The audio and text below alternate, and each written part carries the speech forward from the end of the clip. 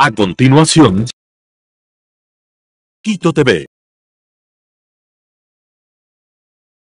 Quito TV, con el arquitecto David López, en Telesucesos, Canal 29. ¿Qué tal, amigos y amigas? Bienvenidos a Quito TV, el espacio de la ciudad a través de Telesucesos y sus distintas frecuencias, 29 y 29.1 en televisión abierta, 73 en Extreme TV Cable, 43 en Claro TV, Canal 6 en Cable Unión, en Alfa TV, y también nos pueden seguir en tiempo real en nuestro streaming www.telesucesos.net, que es nuestra web. Ahí está el streaming, y además este programa lo subimos también a YouTube como Telesucesos HD. Tenemos el día de hoy la presencia, es un gusto para nosotros, de Juan Carlos Salvador. Él es presidente del Colegio de Economistas de Pichincha. Le recibimos, siempre es un gusto recibirle aquí por su experiencia, su juventud también diría, que va relacionado con el tema de nuevas visiones dentro del ámbito económico. Las cifras dentro de lo económico siempre van a ser, o van a tratar de ser lo más precisas, matemáticas posibles, pero siempre dentro de la frescura y la diversidad de opiniones se puede ir uno consiguiendo a sí mismo mejores referencias de lo que está pasando en el país. En este caso, creo que de una semana para acá se ha venido hablando a través de un boletín o una publicación del Banco Central referente a que Ecuador está en recesión económica, y a partir de eso creo que debemos de empezar, Juan Carlos, no sé si usted lo cree así conveniente, empezar a hablar por lo que son los conceptos. ¿Qué es recesión? ¿Qué es desaceleración? ¿Cuándo se considera una recesión? ¿Cuándo hay una desaceleración? ¿Se puede tomar como referencia un mes, el trimestre, el año, etcétera, etcétera? Iniciemos por ahí, ¿le parece? Muchas gracias, estimado David, por la invitación. Siempre es un gusto estar en este prestigioso medio de comunicación. Y bueno, el concepto respecto a qué es la recesión, según varios académicos, varios documentos, varios libros macroeconómicos, determinan que la recesión es una disminución significativa de la actividad económica. Significativa. Y justo me iba a qué significa significativa. Que un conjunto de variables determinan que están decreciendo de manera mensual y es sostenido en el tiempo. Obviamente la recuperación no es automática, como lamentablemente algunos analistas mencionan que es una montaña rusa. Para subir o para entrar a una montaña rusa necesitan un empujón. Y sobre todo para subir, ¿no es cierto?, necesita también un empujón que viene de antes. Este empujón es la política económica del gobierno, y que esto depende mucho, esta recuperación, o si es que se agudiza el ciclo hasta caer una recesión. Depende de varios factores, entonces, la recesión, y para que sea significativa sobre todo. Exacto, y esto pues del Banco Central de Ecuador en su reporte del ciclo económico agrupa una serie de variables que mide el pulso de la economía de manera mensual. Recordemos que el PIB se publica trimestralmente y se lo publica con un rezago de 3 meses. Y en este aspecto los datos sugieren que estamos en una disminución de la actividad económica, y si gusta más adelante podemos ir conversando de qué significa, por qué estos datos y hacia dónde podemos ir. Una disminución, y esto significaría un decrecimiento, como lo llaman, o ese es otro tema.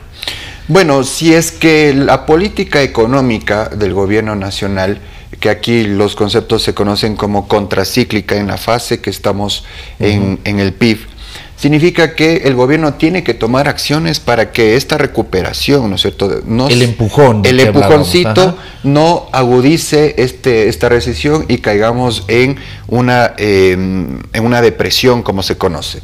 Obviamente estos son conceptos más graves, pero esto es un llamado a la acción al gobierno. ¿Qué significa esto? Que la recuperación no es automática, y que para que no se agudicen estos procesos, el gobierno nacional puede implementar estas medidas contracíclicas. Un ejemplo es, por ejemplo, en Estados Unidos, en pandemia, se dieron cheques a los ciudadanos para que sostengan el consumo, los ciudadanos consuman, generen ventas, se paguen impuestos y puedan completar este círculo de la economía. Ya, correcto. Dentro de este tema, entonces, y hablando de lo que estamos, esto, y le preguntaba al inicio de la entrevista, ¿esto es cíclico? ¿Es más que cíclico? ¿De cuánto tiempo atrás para que se pueda determinar que existe una recesión significativa? se habla de que es cada trimestre, ¿es así? ¿Por ahí va el tema? Bueno, el reporte del Banco Central estipula que estamos literalmente en esta fase de recesiva desde el 2023. Algunos indicadores sugieren que estamos incluso desde diciembre de 2022. Esto sucede en base, ¿no es cierto?, que se ha profundizado en el último trimestre de 2023, tomando en cuenta los atrasos, el tema de la inseguridad, el tema de los fenómenos naturales que afectaron a la economía nacional, y cuando hay atrasos por parte del gobierno central, incide directamente en que la cadena de pagos se afecte y que los consumidores, los proveedores no tengan la liquidez necesaria para comprar bienes y servicios. Y cuando hablo de cadena de pagos, por supuesto, no recibo, por ejemplo, como los GATS provinciales, los GATS municipales, la gente de los ministerios mismos, si existen atrasos, no reciben sus pagos, con esos pagos no compro, y si no compro tampoco genero las medidas, por ejemplo, como el IVA que se subió, es decir, no existe un incremento de eso porque todo está frenado, todo ese ciclo se cortó, y se cortó al inicio además. Exacto, este es el círculo virtuoso de la economía, y es muy importante entenderlo porque lastimosamente varios economistas y autoridades sobre todo no tienen en cuenta este análisis y descartan el rol, por ejemplo, que tienen los hogares, las empresas, el gobierno, el sector privado, y toman medidas muy aisladas y no complementarias. Y esto lastimosamente ha profundizado también la situación que estamos. Correcto. ¿Qué hacer para ese empujón? Porque parece que hemos tenido varios empujones y resulta que sobre todo dentro de lo que es la clase media y el sector privado parece que fue el más afectado y ya no hay de dónde más empujarles precisamente. ¿Qué es lo que hay que hacer? ¿Cómo está el tema, por ejemplo, de recaudación de impuestos, de recaudación del IVA? Hay mucha evasión dentro de estos temas. Falta una política, una aplicación de parte, por ejemplo, del sistema de rentas interna de cobrar eficazmente los impuestos. ¿Qué es lo que está pasando? Porque esos varios empujones parece que no dan resultado, como que terminan siendo leves. ¿Qué es lo que pasa, economista? Sí, esto es un tiro en el pie, ¿no es cierto? Si no hay una actividad económica que permita recaudar los impuestos que ha planificado el gobierno, a la final del año vamos a tener mayores necesidades de endeudamiento. Y aquí les pongo un dato, los valores que voy a citar ahorita es lo que entra cash al gobierno central, cash al presupuesto general del Estado, no lo que se publica en el CRI. En abril tuvimos un crecimiento de la recaudación de IVA de 19.7%. Cuando estábamos al 12%. Cuando estábamos ya al 15%. Ya al 15%. ¿Cuánto, perdón? 19.7% de crecimiento. 19.7% más 19.7% de crecimiento, correcto. En mayo crecimos en 19.2%, un poquito menos que en abril, pero en junio 6.5%. ¿Qué pasó? Entonces, aquí si nosotros eso complementamos con la evolución de las ventas locales, que en 5.5% crecimos de 2023 hasta mayo. Hasta mayo de este año en 1.1%. Entonces se evidencia como se conoce, una ralentización del crecimiento. Ventas en construcción y en comercio, menos 0.4%. ¿En qué periodo? ¿En este mismo? En enero y mayo, enero, 2024 mayo, en relación a 2023. Si le incrementamos las importaciones, menos 6.2% hasta mayo. Bienes de capital, todo lo relacionado a maquinaria, equipo, etcétera, menos 6.4%. Ingresos petroleros, mi estimado David, menos 23% hasta junio. Ese es de los más fuertes, digamos. Es de los más fuertes, entonces aquí hay una pérdida por doble vía. Menor recaudación impositiva que entra acá ya al presupuesto y menores ingresos petroleros, y esto incide directamente en la capacidad que tiene el gobierno para honrar sus obligaciones. Y es por eso que ha recurrido a todo tipo de endeudamiento, y esto es claramente el problema. El Ministerio de Economía y Finanzas necesita una reingeniería en tanto su gestión. Obviamente tiene técnicos de primera. Yo he compartido, yo he trabajado en el Ministerio de Economía y Finanzas, yo conozco la calidad de gente que hay, pero es momento de incorporar una visión técnica, pragmática, que solucione ya estos problemas que aquejan tantos años de la ciudadanía. De pronto no son escuchados esos técnicos, que son buenos, tienen sus ideas, pero todo se frena porque lo que viene desde el gobierno son determinadas directrices que las toma además el Ministerio o el ministro, no el Ministerio, el Ministro de Finanzas. Sí, bueno, los ministros de Economía y Finanzas de todos los países son personas técnicas, son académicas y sobre todo tienen un componente importante, que saben lo que hacen, tienen una visión.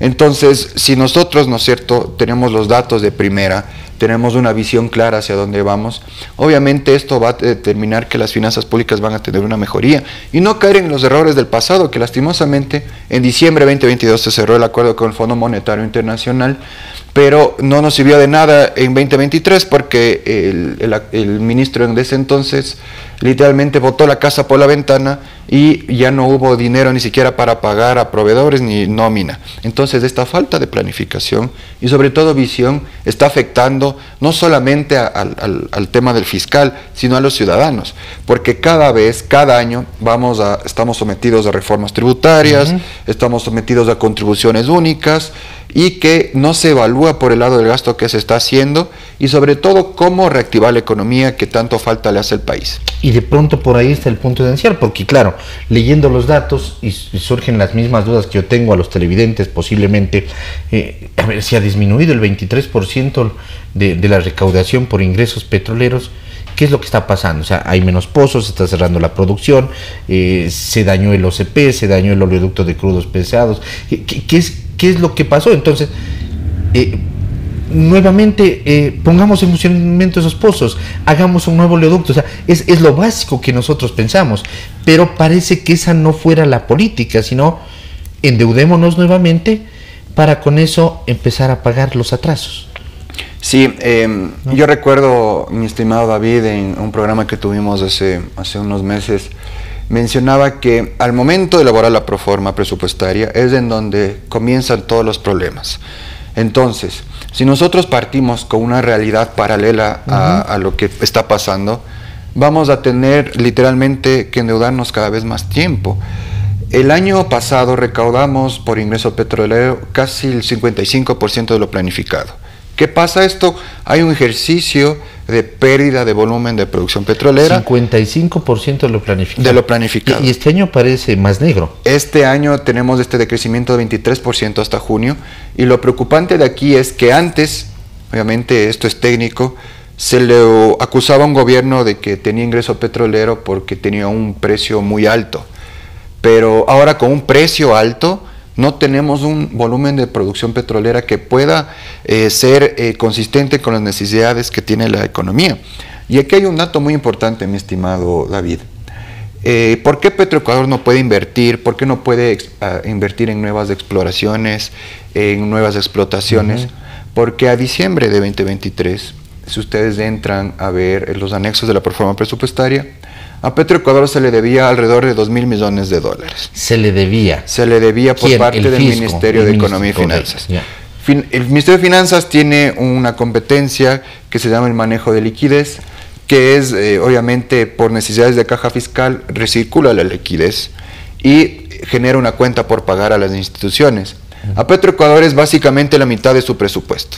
Entonces, ¿con qué liquidez va a poder Petroecuador invertir, sacar toda su obra pública y sobre todo pagar también a sus proveedores? Entonces, es un problema de raíz. Y yo justamente escuchaba a una autoridad del Ministerio de Economía y Finanzas que decía que Petroecuador va a ser una empresa internacional.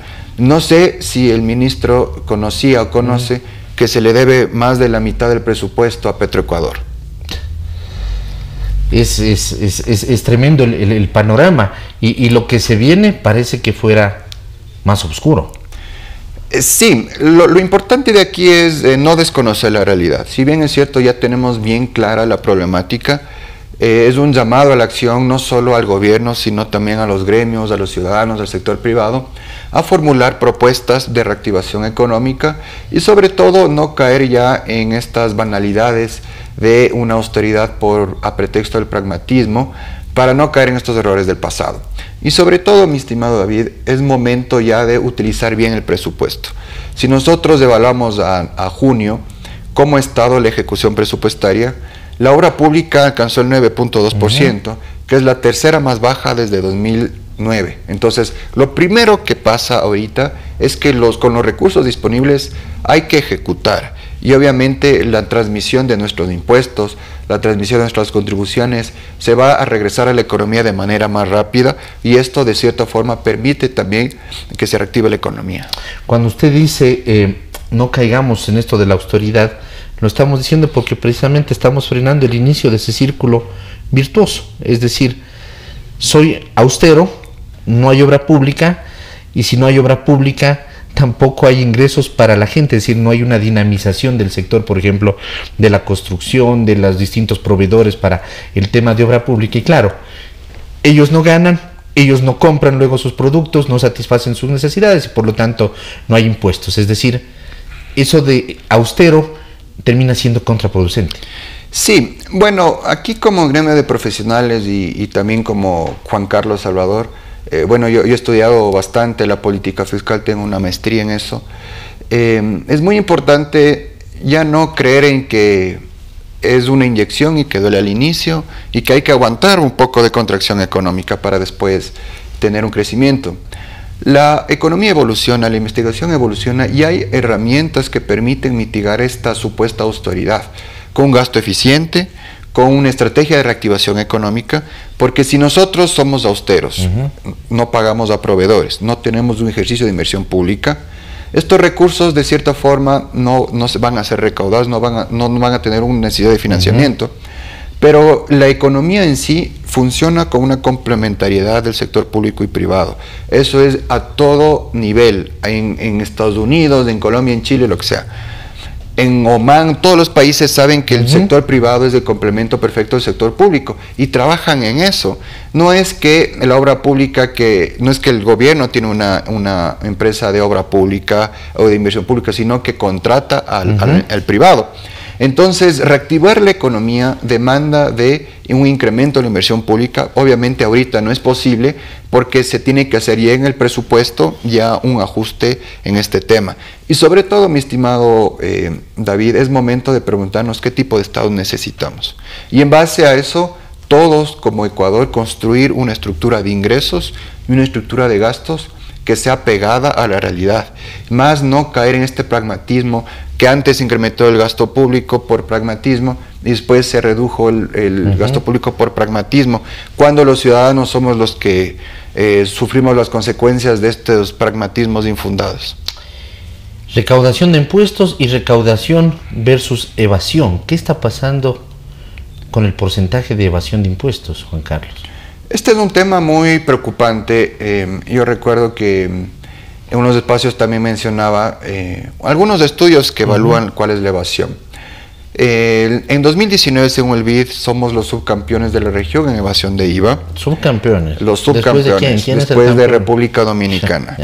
Esto es un universo de recaudación de alrededor de 3.8 mil millones de dólares. Es ahí en donde el Servicio de Rentas Internas tiene que atacar. La CEPAL también evalúa este tema relacionado al gasto tributario, que es la existencia de exoneraciones y exenciones para incentivar un sector, para beneficiar a unas personas, sobre todo incentivar empresas. Y la CEPAL ya advierte a nivel regional, y de hecho el BID también, que es momento de evaluar la pertinencia de estas exoneraciones y exenciones, porque en Ecuador, según el SRI 2022, alcanzan más de 5 mil millones de dólares y es creciente en el tiempo. La pregunta es, ¿cuál eficiente es mantener esto? Porque a la final es un dinero que no entra a la caja fiscal. ¿Exenciones como cuál? Pongámosles un ejemplo. ¿Qué es una exención? Bueno, el 73% de este gasto tributario es de carácter social. Por ejemplo, IVA cero a medicamentos, IVA cero en educación, etcétera, etcétera. Pero hay, por ejemplo, también, si nosotros agrupamos todas las exoneraciones que existen por concepto de ISD, es más o menos 680 millones de dólares que no se cobra por estas exoneraciones en ISD.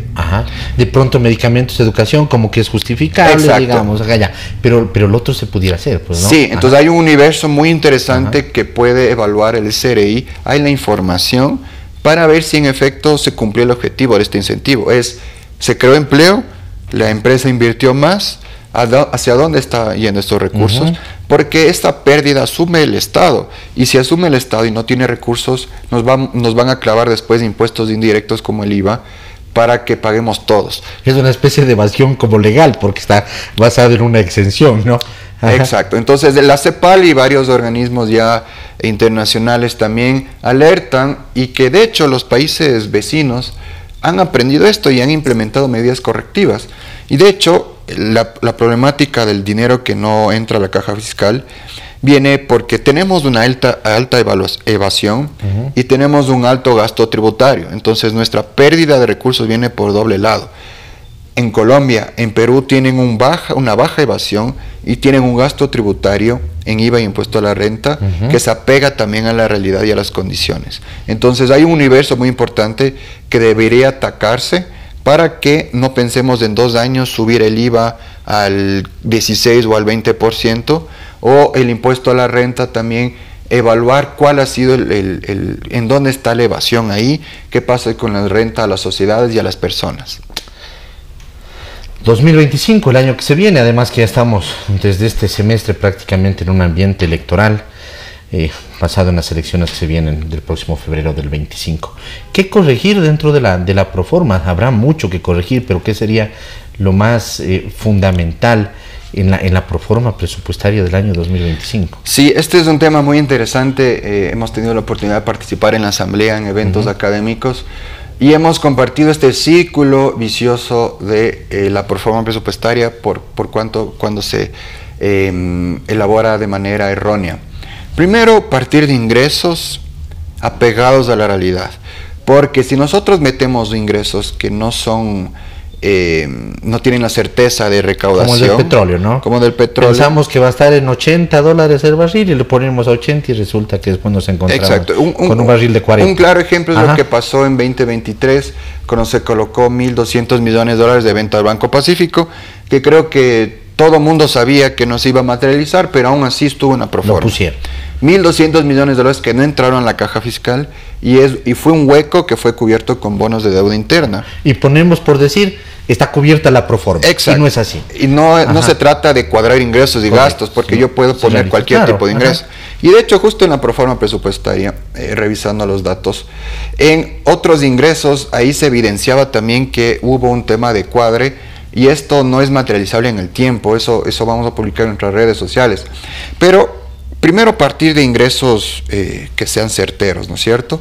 Segundo, gastos que sean certeros también, no minimizar gastos, porque es evidente que vamos a tener, ¿no es cierto?, ahí el riesgo de que se incrementen las tasas de interés internacionales, y eso incide en un crecimiento del pago de intereses de deuda pública, y eso el año anterior fue alrededor de 680, 700 millones que se pagaron adicionales. Esto es un mes de sueldo adicional. Claro. Entonces hubo una presión de lado y lado. Y sobre todo hacer una correcta planificación. No, estamos lamentablemente cayendo en los mismos errores que en la Asamblea Nacional defendió el Ministerio de Economía y Finanzas para realizar estas autorretenciones. Lo que ellos querían es que estas autorretenciones determinen que se aplane la recaudación, es decir, que no se concentre en un mes, sino que se vaya recaudando poco a poco cada mes. Pero no se está atacando este problema de gestión presupuestaria, que en el último trimestre y en el segundo trimestre, en el segundo semestre, son las instituciones donde más gastan. Entonces, por ende, hay más presión de liquidez. Y obviamente las instituciones, para que no se le quite el presupuesto, ejecutan, pero no se está controlando esto. Por eso tenemos una ejecución presupuestaria tan baja, y el plan anual de inversiones, según los datos de julio, habían alcanzado unos valores muy bajos, alrededor del 21.5%. Entonces, es un llamado también a que se tomen acciones respecto a la gestión y sobre todo a la planificación. Sincerarnos ingresos y gastos. A veces en gastos decimos, este año vamos a reducir el tamaño del Estado y por lo tanto vamos a pasar de tantos millones a tantos millones, y nunca se los hace. Así es. Preferible decir, esto es lo que estamos gastando, y luego sí, en el transcurso del año, ir haciendo esa reducción del Estado que nos permita decir, teníamos presupuestado gastar tanto, pero ahora ya no hemos gastado ese tanto, sino hemos logrado reducir ese gasto a tanto. Pero Así no es. decir, vamos a hacer, y por lo tanto cuadrar ingresos con gastos, que es lo que se dice, y ahí está nuestra proforma, está financiada, así que vamos para adelante. Y no es así es, y no se trata de hacer al apuro. Y aquí, como Colegio de Economistas de Pichincha, sostenemos que tenemos que ir a un gasto eficiente. Un gasto eficiente no significa austeridad, pero sí es ineficiente una austeridad sin un diagnóstico. Y esto a la final determina que estamos en justo lo que usted menciona, mi estimado David, que reducimos gasto por acá, pero por acá se nos incrementa. Claro. Reducimos gasto por acá y se nos incrementa por acá. Una cosa es austeridad, otra es despilfarro. Exacto. Eso no queremos. Exacto. Un gasto eficiente. Es correcto. Momento de evaluar también qué pasa con los pasajes viáticos, qué pasa con el decreto de austeridad que está vigente, qué pasa con la ejecución presupuestaria de las instituciones y sobre todo la pertinencia de mantener ciertas instituciones en la función ejecutiva, que es momento de evaluar qué bien le hace al país, porque estos son recursos públicos y necesitamos retorno. Juan Carlos, muy gentil, siempre nos quedan temas por tratar, pero creo que ha sido bastante explícito su exposición que ha tenido el día de hoy respecto a esto, lo que se viene hablando, una recesión económica, un decrecimiento, un estancamiento, un frenazo en la economía, varios términos que usted los ha podido aclarar, creo que de manera didáctica a la gente. Muy gentil. Muchas gracias, estimado David, siempre es un gusto estar en este prestigioso medio de comunicación. Que tengan un buen día. Muy gentil, ha estado con nosotros Juan Carlos Salvador, presidente del Colegio de Economistas de Pichincha, para hablar sobre eso, la desaceleración de la economía, pero partiendo de lo que son los conceptos. Amigos, que pasen bien, hasta la próxima, felicidades. Las opiniones vertidas en este espacio por la producción y dirección del programa son de exclusiva responsabilidad de sus autores y de quienes intervienen en ellos.